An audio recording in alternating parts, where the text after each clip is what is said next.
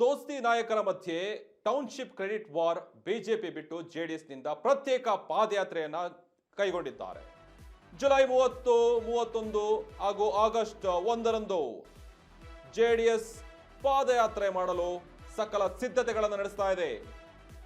ವಿಭಿನ್ನವಾಗಿ ಬಿಜೆಪಿ ಬಿಟ್ಟು ಜೆಡಿಎಸ್ನಿಂದ ಪ್ರತ್ಯೇಕ ಪಾದಯಾತ್ರೆ ಕೂಡ ಕೈಗೊಳ್ಳಲು ಸಕಲ ಸಿದ್ಧತೆಯನ್ನು ನಡೆಸ್ತಾ ಇದ್ದಾರೆ. ಜುಲೈ 30, 31 ಹಾಗೂ ಆಗಸ್ಟ್ 1ರಂದು ಜೆಡಿಎಸ್ ಪಾದಯಾತ್ರೆಗೆ ಸಕಲ ಸಿದ್ಧತೆಗಳನ್ನು ನಡೆಸ್ತಾ ಇದೆ. 38 ಕಿಲೋಮೀಟರ್ಗಳು 3 ದಿನಗಳ ಕಾಲ ಪಾದಯಾತ್ರೆಗೆ ಸಿದ್ಧವಾಗಿದೆ. ಹಾಗಾಗಿ ಜುಲೈ 30ರಂದು ಬೈರಮಂಗಲದಿಂದ ಏನ್ ಮಾಡ್ತಾರೆ, ಜೆಡಿಎಸ್ ಪಾದಯಾತ್ರೆ ಆರಂಭಿಸ್ತಾರೆ. ಆಗಸ್ಟ್ 1ರಂದು ಫ್ರೀಡಂ ಪಾರ್ಕ್ ನಲ್ಲಿ ಪಾದಯಾತ್ರೆ ಅಂತ್ಯವಾಗುತ್ತೆ. ಇನ್ನು ಪಾದಯಾತ್ರೆ ದಿನಾಂಕ ಘೋಷಿಸಿದ ಕಮಲ ಪಡೆ ಏನು ಮಾಡುತ್ತೆ, ಅದಕ್ಕೆ ಸಿದ್ಧತೆಗಳನ್ನು ನಡೆಸ್ತಾ ಇರ್ತಾರೆ. ಬಿಜೆಪಿ ಬಿಟ್ಟು ಪಾದಯಾತ್ರೆ ಮಾಡಲಿರುವಂತಹ ಕಮಲದಳ ನಾಯಕರ ನಡುವೆ ಇಲ್ವಾ ಒಮ್ಮತ ಅನ್ನುವಂಥದ್ದು ಬಹಳ ಸ್ಪಷ್ಟವಾಗಿ ಗೊತ್ತಾಗ್ತಾ ಇದೆ. ಯಾಕಿರ್ಬೇಕು?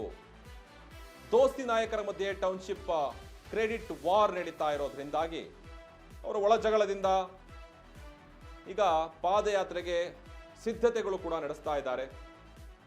3 ದಿನಗಳ ಪಾದಯಾತ್ರೆಗೆ ಜುಲೈ 30ರಿಂದ ಹಿಡಿದು ಬೈರಮಂಗಲದಿಂದ ಶುರುವಾಗುತ್ತೆ ಈ ಪಾದಯಾತ್ರೆ.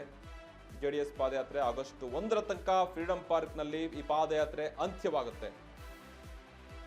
ಇನ್ನು ಈ ಪಾದಯಾತ್ರೆಯ ದಿನಾಂಕ ಘೋಷಿಸಿದ ಕಮಲ ಪಡೆ ಬಿಜೆಪಿ ಬಿಟ್ಟು ಪಾದಯಾತ್ರೆ ಮಾಡಲಿರುವಂತಹ ದಳಪತಿಗಳು ಕಮಲದಳ ನಾಯಕರ ನಡುವೆ ಇಲ್ವಾ ಒಮ್ಮತ ಅನ್ನುವಂಥದ್ದು ಇವಾಗ ನಾವು ನೋಡಬೇಕಾಗುತ್ತೆ. ಯಾಕಂದ್ರೆ ನೋಡಿ, ಬಿಡದಿ ಟೌನ್ಶಿಪ್ ವಿಚಾರವಾಗಿ ಒಂದಿಷ್ಟು ಪರ ವಿರೋಧಗಳು, ಧರಣಿಗಳು ನಡೀತಾ ಇದೆ, ಹೋರಾಟಗಳು ಮಾಡ್ತಾ ಇದ್ದಾರೆ.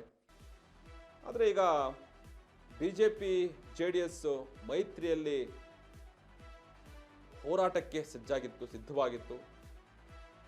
ಈಗ ಎಲ್ಲಾ ನಾಯಕರು ಸೇರಿಕೊಂಡು ನಮಗೆ ಆ ಬಿಡದಿ ಟೌನ್ಶಿಪ್ನ ಹಿಂಪಡಿಬೇಕು, ಆ ಒಂದು ಏನು ಕಾಮಗಾರಿಗಳನ್ನ ನಡೆಸ್ತಾ ಇದರಲ್ಲಿ ಅಂಥದ್ದನ್ನ ವಾಪಸ್ ಪಡಿಬೇಕು ಅನ್ನುವಂಥದ್ದು ಈಗ ವಿಪಕ್ಷ ನಾಯಕರುಗಳ ಮನವಿಯಾಗಿದೆ. ತಗೊಳ್ಳಿಲ್ಲ ಅಂತಂದ್ರೆ ಉಗ್ರವಾಗಿ ಹೋರಾಟ ನಡೆಸ್ತೀವಿ ಅನ್ನುವಂಥದ್ದು ಕೂಡ ಅವರು ಹೇಳ್ತಾ ಇದ್ದಾರೆ.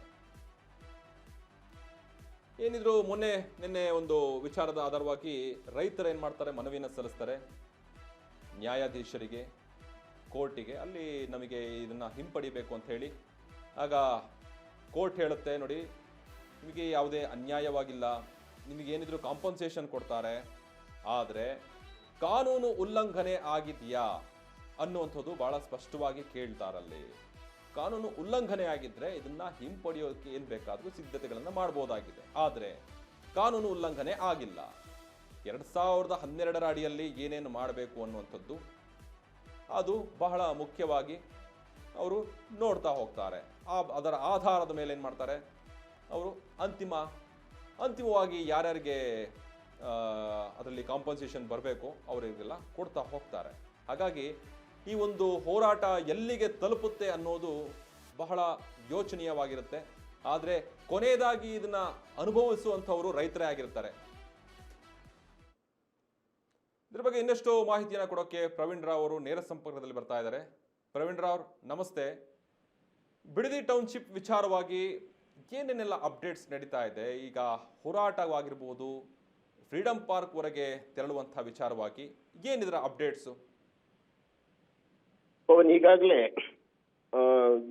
ಬಿಜೆಪಿ ಒಂದು ಬೃಹತ್ ಪ್ರತಿಭಟನೆಯನ್ನ ನಡೆಸಿದ್ದನ್ನ ಕೂಡ ನಾವು ನೋಡ್ತಾ ಇದ್ದೇವೆ. ಯಾಕಂದ್ರೆ ಆರಂಭದಿಂದ ಜೆಡಿಎಸ್ನವರೇ ಈ ಒಂದು ಬಿಡದಿ ಟೌನ್ಶಿಪ್ ವಿರುದ್ಧವಾಗಿ ಹೋರಾಟವನ್ನು ನಡೆಸ್ತಾ ಬಂದಿರ್ತಕ್ಕಂಥದ್ದು. ಆದ್ರೆ ಆ ನಂತರದಲ್ಲಿ ಬಿಜೆಪಿಯವರು ಕೂಡ ನಾವು ಹೋರಾಟ ಮಾಡ್ತೇವೆ ಅಂತ ಹೇಳಿ ಫ್ರೀಡಂ ಪಾರ್ಕ್ ನಲ್ಲಿ ಒಂದು ಬೃಹತ್ ಪ್ರತಿಭಟನೆಯನ್ನು ನಡೆಸಿದ್ರು. ಮತ್ತು ಅದೇ ಸಂದರ್ಭದಲ್ಲಿ ವಿಜಯೇಂದ್ರ ಅವರು ಕೂಡ ಘೋಷಣೆಯನ್ನ ಮಾಡ್ತಾರೆ, ನಾವು ಪಾದಯಾತ್ರೆಯನ್ನ ಮಾಡ್ತೇವೆ, ಬಿಡದಿ ಟೌನ್ಶಿಪ್ ವಿರೋಧಿಸಿ ಪಾದಯಾತ್ರೆಯನ್ನ ಮಾಡ್ತೇವೆ ಅನ್ನುವಂತ ಘೋಷಣೆಯನ್ನ ಅವರು ಅದೇ ಸಂದರ್ಭದಲ್ಲಿ ಮಾಡುವಂಥದ್ದು. ಆ ನಂತರದಲ್ಲಿ ಜೆಡಿಎಸ್ನವರು ಕೂಡ, ಯಾಕಂದ್ರೆ ಜೆಡಿಎಸ್ನವರು ಮೊದ್ಲಿಂದಲೂ ಈಗ ಅಲ್ಲಿ ಪ್ರತಿಭಟನೆಯನ್ನ ಮಾಡ್ತಾ ಇದ್ರು. ಆದ್ರೆ ಯಾವುದೇ ಕಾರಣಕ್ಕೂ ಕೂಡ ನಾವು ಪಾದಯಾತ್ರೆಯನ್ನ ಮಾಡ್ತೇವೆ ಅನ್ನುವಂತ ಘೋಷಣೆಯನ್ನ ಮಾಡಿರ್ಲಿಲ್ಲ. ಆದ್ರೆ ಇದೀಗ JDS ನವರು ಸಹಿತ ಅಲ್ಲಿಗೆ ಪಾದಯಾತ್ರೆಯನ್ನ ಮಾಡ್ತೇವೆ ಅನ್ನುವಂತಹ ಘೋಷಣೆಯನ್ನ ಮಾಡಿದ್ದಾರೆ. ಆದ್ರೆ ಇಲ್ಲಿ ಗಮನಿಸಬೇಕಾಗಿರ್ತಕ್ಕಂಥ ಅಂಶ ಅಂತಂದ್ರೆ JDS ಮತ್ತು ಬಿಜೆಪಿ ಮೈತ್ರಿ ಪಕ್ಷಗಳು ಇವೆರಡೂ ಕೂಡ ಜಂಟಿಯಾಗಿ ಹೋರಾಟವನ್ನ ಮಾಡಬೇಕಾಗಿತ್ತು. ಆದ್ರೆ ಇದು ಯಾಕೋ ಪ್ರತ್ಯೇಕವಾಗಿ ಹೋರಾಟವನ್ನ ಮಾಡ್ತಾ ಇರ್ತಕ್ಕಂಥದ್ದು, ಅದಕ್ಕೆ ಕಾಂಗ್ರೆಸ್ ಕೌಂಟರ್ ಕೊಟ್ಟಿರ್ತಕ್ಕಂಥದ್ದು ಎಲ್ಲವನ್ನು ಕೂಡ ನಾವು ಇದೀಗ ನೋಡ್ತಾ ಇದ್ದೇವೆ. ಆಗಸ್ಟ್ 31ನೇ ತಾರೀಕಿಗೆ ಈ ಪಾದಯಾತ್ರೆ ನಡೆಯುವಂಥದ್ದು ಮತ್ತು ಫ್ರೀಡಂ ಪಾರ್ಕ್ ನಲ್ಲಿ ಅದು ಬಿಡದಿ ಟೌನ್ಶಿಪ್ ಬಿಡದಿ ತನಕ ಬೈರ್ಮಂಗಲದಲ್ಲಿ ಏನು ಪ್ರತಿಭಟನೆಯನ್ನು ಮಾಡ್ತಾ ಇದ್ದಾರೆ ರೈತರು ಕಳೆದ 495 ದಿನಗಳಿಂದ ಅಲ್ಲಿ ತನಕ ಪಾದಯಾತ್ರೆಯನ್ನ ಮಾಡಿ ನಂತರದಲ್ಲಿ ಮತ್ತೆ ಅದನ್ನ ಫ್ರೀಡಂ ಪಾರ್ಕ್ ತನಕ ಅದನ್ನ ಮುಕ್ತಾಯ ಮಾಡುವಂತಹ ಒಂದು ನಿರ್ಧಾರವನ್ನು ಕೈಗೊಂಡಿದ್ದಾರೆ.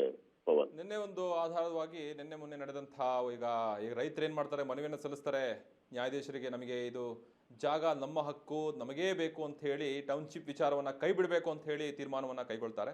ಆದ್ರೆ ಆ ಆಧಾರದ ಮೇಲೆ ಅವರಿಗೆ ಒಂದು ಈಗ ಕೋರ್ಟ್ ಏನಂತ ಹೇಳುತ್ತೆ, ನಾವು ಯಾವುದೇ ಉಲ್ಲಂಘನೆ ಆಗಿಲ್ಲ, ಅದರಲ್ಲಿ ನಿಮಗೆ ಏನೇ ತೊಂದರೆ ಆಗಿದ್ರೆ ನಾವು ಅದಕ್ಕೆ ಸಪೋರ್ಟ್ ಆಗಿ ನಿಂತ್ಕೊಂತೀವಿ ಅಂತ ಹೇಳಿತ್ತು. ಆದರೆ ಅದನ್ನ ವಜಾಗೊಳಿಸಿದ್ದಾರೆ. ಅವರ ಒಂದು ಏನಂತಾರೆ ಕೊಟ್ಟಿರುವಂತಹ ಮನವಿ ಪತ್ರವಾಗಿರ್ಬೋದು. ಯಾಕಿರಬೇಕು ಪವನ್? ಈಗಾಗಲೇ ರೈತರು ನಾವು ಯಾವುದೇ ಕಾರಣಕ್ಕೂ 2.5 ಕೋಟಿ ರೂಪಾಯಿ ಒಂದು ಪರಿಹಾರವನ್ನ ಕೊಡ್ತೇವೆ ಅನ್ನುವಂತಹ ಮಾತನ್ನ ಸರ್ಕಾರ ಹೇಳಿತ್ತು. ಅದಕ್ಕೆ ಒಂದಿಷ್ಟು ಜನ ರೈತರು ಕೂಡ ಅದನ್ನ ನಾವು ಪರಿಹಾರವನ್ನ ತಂದ್ಕೊಳ್ತೇವೆ ಅಂತ ತಯಾರು ಕೂಡ ಆಗಿದ್ದನ್ನು ಕೂಡ ನಾವಿಲ್ಲಿ ಗಮನಿಸಬಹುದು. ಆದ್ರೆ ರೈತರು ಮಾತ್ರ ಯಾರು ಆ ಬಿಡದಿ ಟೌನ್ಶಿಪ್ ಅನ್ನ ವಿರೋಧ ಮಾಡ್ತಾ ಇದ್ದಾರೆ, ಅವರು ಈ ಯಾವುದೇ ಕಾರಣಕ್ಕೂ ನಾವು ನಮ್ಮ ಭೂಮಿಯನ್ನ ಕೊಡೋದಿಲ್ಲ, ನಮ್ಗೆ ನಿಮ್ದು ಯಾವುದೇ ಪರಿಹಾರನೂ ಬೇಡ, ಏನು ಬೇಡ, 2.5 ಕೋಟಿ ರೂಪಾಯಿ ನಮ್ಗೆ ಯಾವ್ದು ಲೆಕ್ಕನೂ ಅಲ್ಲ, ನಮ್ಗೆ ಬೇಕಾಗೂ ಇಲ್ಲ, ನಮ್ಮ ಭೂಮಿ ನಮ್ಮ ಹಕ್ಕು ಅನ್ನುವಂತಹ ಒಂದು ಇದನ್ನ ಹೇಳ್ಬಿಟ್ಟು ಅವರು ಹೋರಾಟವನ್ನ ಮಾಡ್ತಾ ಇದ್ರು. ಇದೀಗ ನ್ಯಾಯಾಲಯದಲ್ಲೂ ಕೂಡ ಈ ಒಂದು ವಿಚಾರಕ್ಕೆ ಸಂಬಂಧಪಟ್ಟ ಹಾಗೆ ಅರ್ಜಿ ಕೂಡ ವಜಾ ಆಗಿರ್ತಕ್ಕಂಥ ನಂತರದಲ್ಲಿ ಯಾವ ರೀತಿ ರೈತರು ನಿರ್ಧಾರವನ್ನ ಕೈಗೊಳ್ತಾರೆ ಅಂತಕ್ಕಂಥದ್ದು ಕಾದ್ ನೋಡ್ಬೇಕಾಗಿದೆ. Pavan, yes, thank you so much Praveen Rao.